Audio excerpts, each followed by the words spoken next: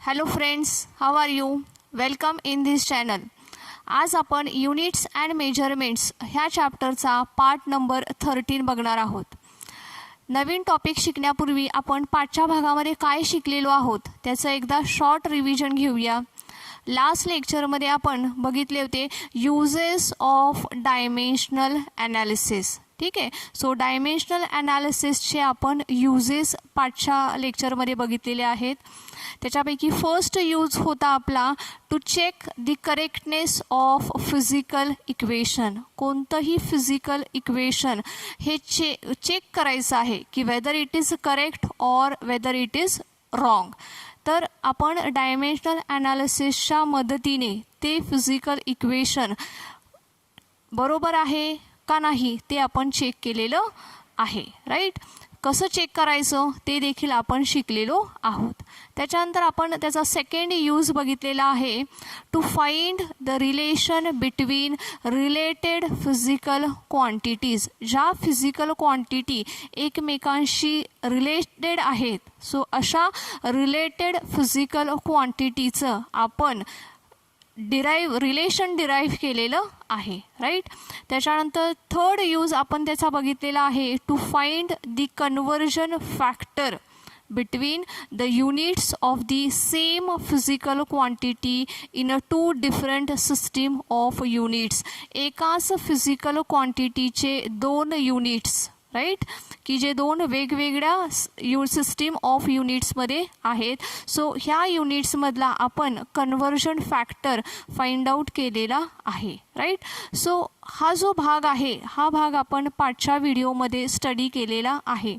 आज आपल्याला dimensional ॲनालिसिसचे limitations बघायचे आहेत.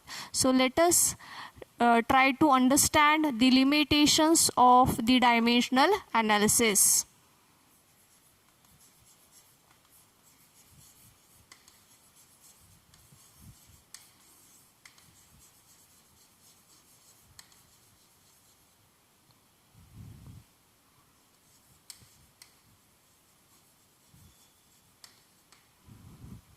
Okay. Limitations of dimensional analysis. ठीक आहे. सो डायमेन्शनल ॲनालिसिसचे आपल्याला लिमिटेशन्स बघायचे आहेत. सो त्याचा फर्स्ट लिमिटेशन आहे की the value of dimensionless constant. जो डायमेन्शनलेस कॉन्स्टंट आहे, सो हा जो डायमेन्शनलेस कॉन्स्टंट आहे त्याची value can be determined only by the experiment. Dimensionless constant for example आपण बघितलं होतं कायनेटिक एनर्जीमध्ये काय आहे, half mv². So this is half is a dimensionless constant. Right. त्याचप्रमाणे टाईम पिरियडमध्ये पण बघितलं होतं T is equals to 2π √L/g. So 2π is the dimensionless constant. म्हणजे हा असा कॉन्स्टंट आहे की ज्याला कोणतेही डायमेन्शन्स नाहीत. लक्षात येते सर्वांच्या?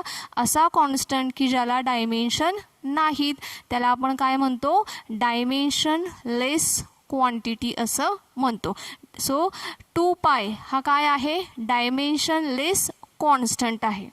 सो ज्या वेळेस असे डायमेन्शनलेस कॉन्स्टंट तुमच्या इक्वेशनमध्ये असतील त्यावेळेस त्याची जी व्हॅल्यू आहे ती value with the help of dimensional ॲनालिसिसने आपण फाइंड आउट करू शकत नाही. तर आपल्याला काय करावं लागणार आहे, त्यासाठी आपल्याला एक्सपेरिमेंट करावा लागतो आणि त्या एक्सपेरिमेंटवरूनच आपण काय करू शकतो, तर हा जो कॉन्स्टंट आहे ह्या कॉन्स्टंटची व्हॅल्यू फाइंड आउट करू शकतो. ठीक आहे. सो आपला फर्स्ट लिमिटेशन काय आहे, तर the value of dimensionless constant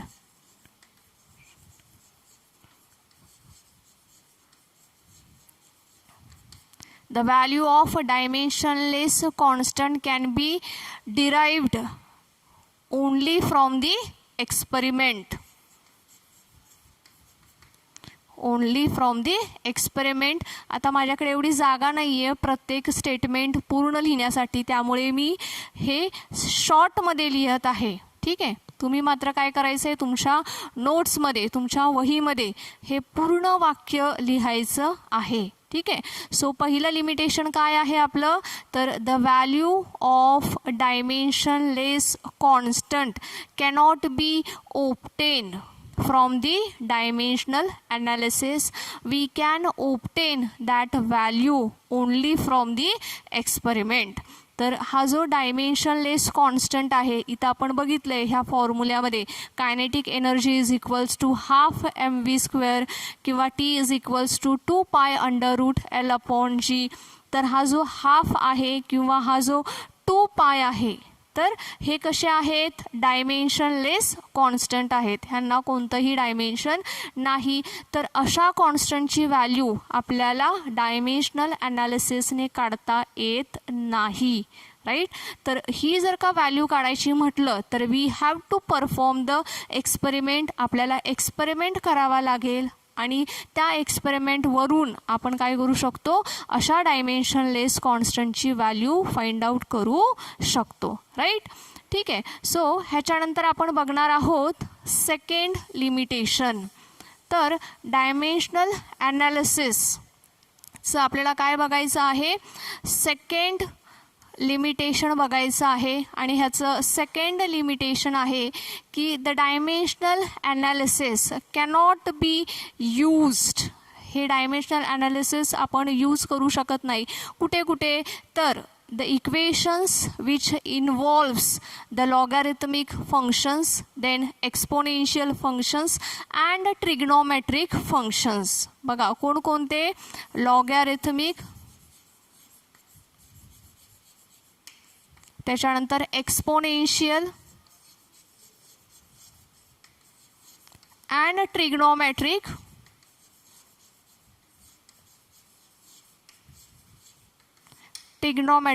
functions. So असे फिजिकल इक्वेशन्स किंवा अशा फिजिकल क्वांटिटी की ज्याच्यामध्ये काय आहेत, लॉगॅरिथमिक फंक्शन्स आहेत, एक्सपोनेन्शियल फंक्शन्स आहेत किंवा ट्रिग्नोमेट्रिकचे फंक्शन्स असतील. ठीक आहे. आता लॉगॅरिथमिक फंक्शन्स आपण लॉग शिकतोय प्रॅक्टिकलमध्ये बघा, log of 1000 base to the 10 is equals to 3. So असे जे एक्सप्रेशन्स असतील ह्याच्यामध्ये आपल्याला डायमेन्शनल ॲनालिसिस वापरता येत नाही. Exponential functions 25⁻³ is equals to dash dash.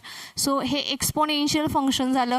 Trigonometric functions sine theta, cos theta, tan theta. तर असे जे हे फंक्शन्स आहेत, सो ह्या फंक्शन्सशी रिलेटेड जर का एखादं रिलेशन असेल तर त्या ठिकाणी we cannot use the dimensional analysis. ठीक आहे. सो ह्या ठिकाणी आपण डायमेन्शनल ॲनालिसिसचा वापर करू शकत नाही. We cannot use the dimensional analysis in logarithmic, exponential and trigonometric functions. because का वापरू शकत नाही आपण, because these functions are dimensionless functions. का वापरू शकत नाही, because these functions are dimensionless.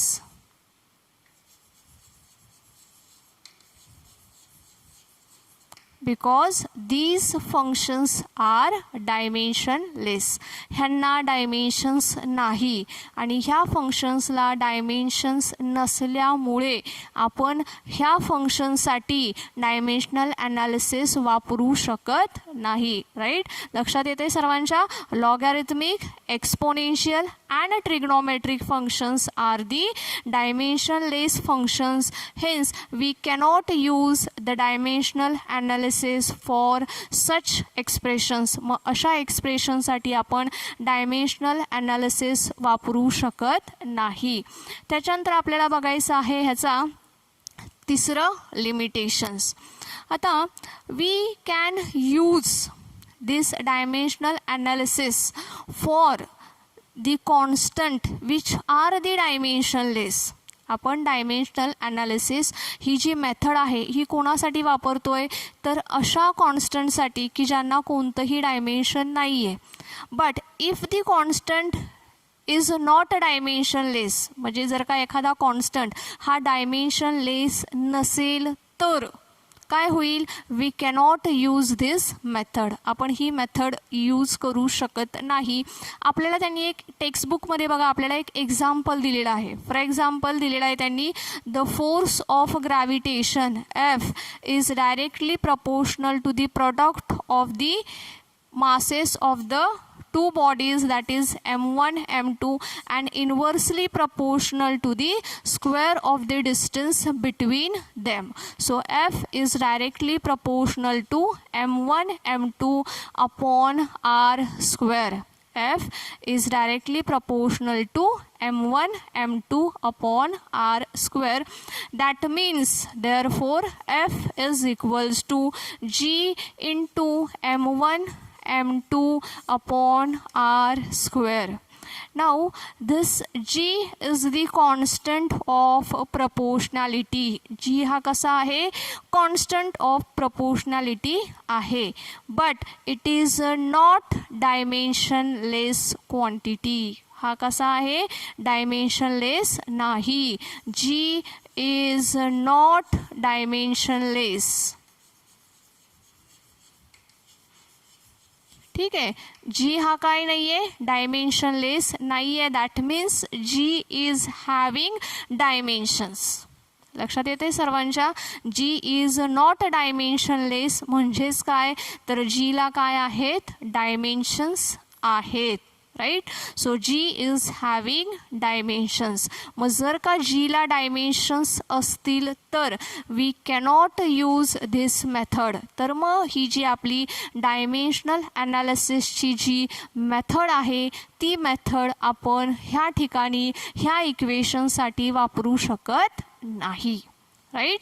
लक्षात येते सर्वांच्या, थोडंसं डिफिकल्ट आहे समजून घेण्यासाठी म्हणून मी पुन्हा एकदा रिपीट करते. बघा, this method cannot be used for the constant which is not dimensionless.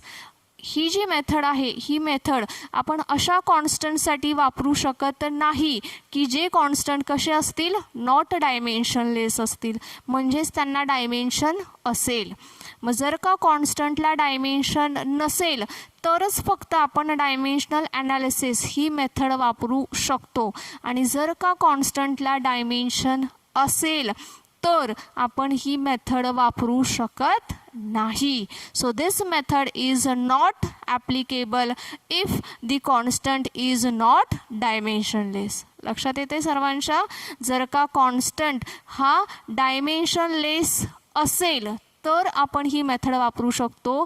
आणि जर का कॉन्स्टंट इज नॉट डायमेन्शनलेस असेल तर आपण ही मेथड वापरू शकत नाही. राईट. त्याच्यानंतर आपलं पुढचं लिमिटेशन्स आहे बघा, S is equals to half AT square.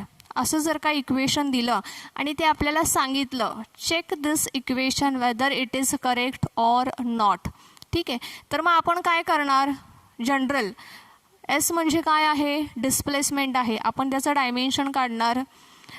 Half हा तर कॉन्स्टंट आहे. ॲक्सेलरेशन ह्याचं डायमेन्शन काढणार, टीचा स्क्वेअर आहे. सो ॲक्सेलरेशनचं डायमेन्शन माहिती आहे आपल्याला, L⁻⁴ m0 T⁻⁻2 आणि इथं टीचा काय होणार आहे, स्क्वेअर. So -2 + 2 get 0. सो इकडचं डायमेन्शन देखील काय होईल, L⁻⁴ येईल. इथलं dimension L⁻⁴. So dimension same असल्यामुळे आपण काय म्हणणार, मग this equation is correct. It is correct physical equation. ह्या इक्वेशनला आपण काय म्हणणार आहोत तर हे करेक्ट इक्वेशन आहे. परंतु इज इट करेक्ट इक्वेशन, हे आहे का करेक्ट इक्वेशन, नाही. तर करेक्ट इक्वेशन काय आहे, तर करेक्ट इक्वेशन आहे S is equals to UT + half AT square. Correct equation काय आहे, S is equals to UT + half AT square. ठीक आहे. तर मग ह्या लिमिटेशनवरून आपल्याला काय शिकायला मिळतं आहे, तर ह्याच्यावरून आपल्याला असं शिकायला मिळते की if the equation is having more than one terms, जर का एकापेक्षा जास्त टर्म्स त्या इक्वेशनमध्ये असतील तर त्याचा जो इक्वेशनचा करेक्टनेस आहे तो आपल्याला चेक करताना अडचण येते. फॉर एक्झाम्पल बघा, इथे UT ही जी टर्म आहे ही टर्म नाही आहे, तरी पण आपण काय म्हटलेलं आहे, ह्या इक्वेशनला करेक्ट इक्वेशन असं म्हटलेलं आहे, परंतु प्रत्यक्षात UT हा त्या इक्वेशनमध्ये प्रेझेंट आहे. So we cannot determine the hidden term. तर कोणती टर्म ह्या इक्वेशनमध्ये नाही आहे, कुठली टर्म लपलेली आहे, दिसत नाही आहे, ती टर्म आपल्याला शोधता येत नाही. Because all these terms are having the same dimension. प्रत्येक टर्मचं डायमेन्शन सेम असल्यामुळे आपल्याला कोणती टर्म त्याच्यामध्ये नाही आहे ती टर्म आपल्याला शोधता येत नाही. लक्षात येते सर्वांच्या? ओके, लक्षात येते सर्वांच्या? सो हा झाला आपला फोर्थ लिमिटेशन. हे काय आहे आपलं फोर्थ लिमिटेशन्स आहे. So let us revise once again this limitations. पहिलं लिमिटेशन आपण काय बघितलं होतं, तर the value of dimensionless constant cannot be determined with the help of the dimensional analysis. Dimensional ॲनालिसिसचा वापर करून आपल्याला जो कॉन्स्टंट आहे, डायमेन्शनलेस कॉन्स्टंट आहे, ह्या कॉन्स्टंटची व्हॅल्यू फाइंड आउट करता येत नाही. If we want to find out the value then we have to perform the experiment. जर का आपल्याला ती व्हॅल्यू फाइंड आउट करायची असेल तर आपल्याला काय करावं लागेल, तर आपल्याला एक्सपेरिमेंट परफॉर्म करावा लागेल. राईट, हे आहे आपलं पहिलं लिमिटेशन. काय शिकलो आपण पहिल्या लिमिटेशनमध्ये, तर डायमेन्शनलेस कॉन्स्टंटची व्हॅल्यू आपल्याला फाइंड आउट करता येत नाही. जर का फाइंड आउट करायची असेल तर आपल्याला एक्सपेरिमेंट करावा लागेल आणि त्यावरूनच आपल्याला ती व्हॅल्यू मिळेल. ठीक आहे. त्याच्यानंतर दुसरा आपण लिमिटेशन्स बघितलेले आहे की we cannot use this method. Okay, we cannot use this method for the equations which involves the logarithmic, exponential and trigonometric functions. असे काही रिलेशन्स आहेत की ज्या रिलेशनमध्ये लॉगॅरिथमिक फंक्शन्स असतील, एक्सपोनेन्शियल फंक्शन्स असतील किंवा ट्रिग्नोमेट्रिक फंक्शन्स असतील, तर त्या रिलेशनसाठी, त्या फिजिकल इक्वेशनसाठी we cannot use the dimensional ॲनालिसिस. त्या ठिकाणी आपण डायमेन्शनल ॲनालिसिसचा वापर करू शकत नाही. वाय, का नाही करू शकत? Because these functions are dimensionless. ही फंक्शन्स कसे आहेत? डायमेन्शनलेस फंक्शन्स आहेत आणि त्यामुळे आपण ह्याचा वापर करू शकत नाही. त्याच्यानंतर थर्ड आपण बघितलं होतं, त्याच्यासाठी आपण एक एक्झाम्पल घेतलं होतं. Gravitational force is directly proportional to product of their masses and inversely proportional to the square of the distance. So F is equals to G into m1 m2 upon r square, where G is the constant of proportionality. Now this constant is not dimensionless. हा constant कसा आहे?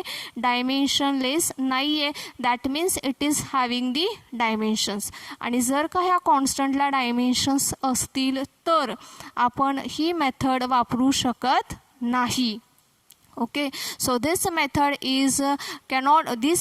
we cannot use for the constant which is not dimensionless. right? त्याच्यानंतर आपलं fourth limitations आपण बघितलं होतं आणि ह्या फोर्थ लिमिटेशन्समध्ये आपण बघितलेलं आहे, if the correct equation contains some more terms of the same dimension, it is not possible to know about their presence using the dimensional equation.